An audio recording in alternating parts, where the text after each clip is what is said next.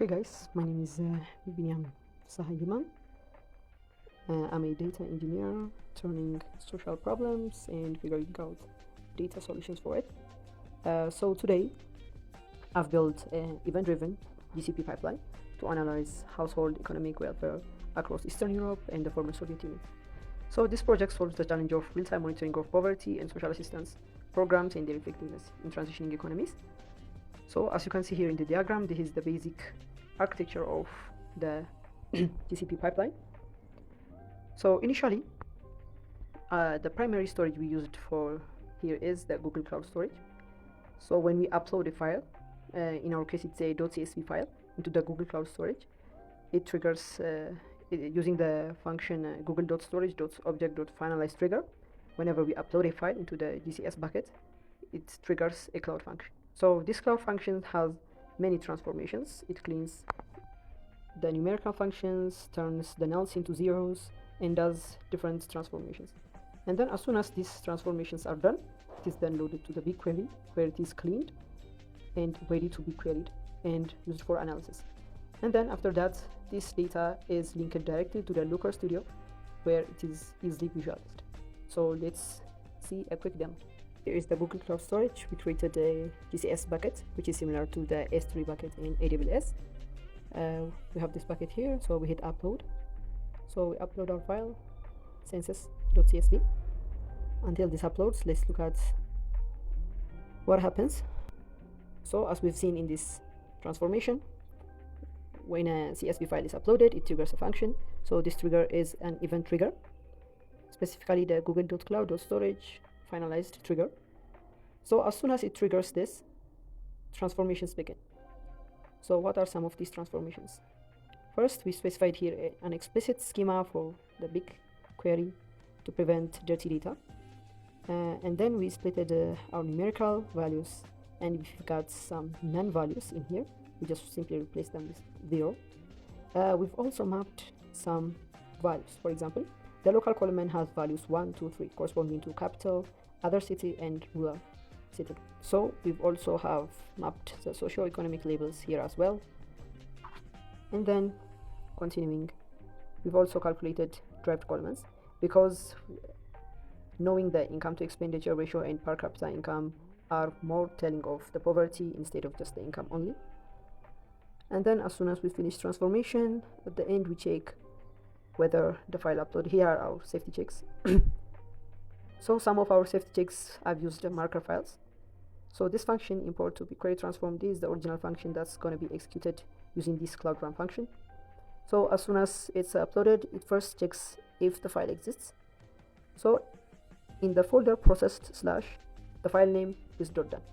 So whenever a pipeline runs and we finish the transformation for one file, here if we check the processed folder, it creates census.csv.done. So if it is here, if I try to upload the census.csv again, it checks it and it denies it. It just skips it. If the marker exists, skip it.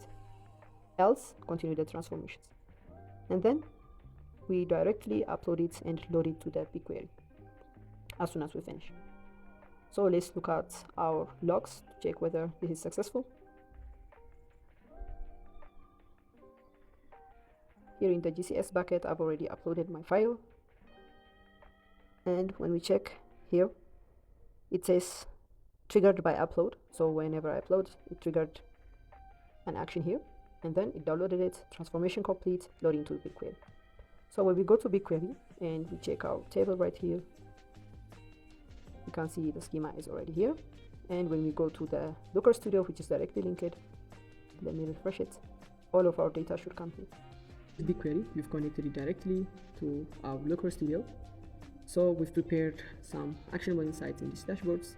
As we can see, the first class numbers are the per capita income, financial health ratio, which is supposed to be greater than 1, and we have about 39,000 houses in our dataset. We can change it for different countries. For example, we can make it only for Poland, which we have about 16,000 and an average per capita income of $821. So let's keep it for all of the countries for now. Here on the left, you can see the red zones. These are the regions which are highly affected That means the income to expenditure ratio, that is the lowest. For example, Russia has an income to expenditure ratio of about $6,000, while Poland has 21,000. That means citizens in Poland are better off in some way. Here on the right, we can see the food expenditure. Here we can see a common theme. Most of the countries spend, I believe, more than 75% of their income on food expenditure. And the second biggest one is the rent expenditure. Exception is Armenia, which is the health expenditure. So the third one, here this graph outlines the different socioeconomic status and the distribution of the income. So here we have the vulnerable ones, which are majorly dominated by monthly wage incomes. But here when we come to the high wealth or the elite, here we can see a greater distribution of different sources of incomes with greater ones. And here for the low income worker, here we can see that it's mostly self-employment. That means it's not stable job, it's like self-entrepreneurship, which are small gig works and so on. That means they don't have a sustainable or specific income. Here we can see in the middle class, it's also dominated by one income. Here when we come to the right, we can see the distribution of the unemployment in the different regions. For example, the two first rows are for rural, and we have two different regions. And these regions have 1.3 million and 1.2 million spent on them, on unemployment benefits. But when we come to number 8 here, we have 661,000. That means even though those two are rural ones, we have different distribution of unemployment across the regions. So these are some insights we can look at a glance. We can of course filter by different categories and even by dates, and we can get further insights.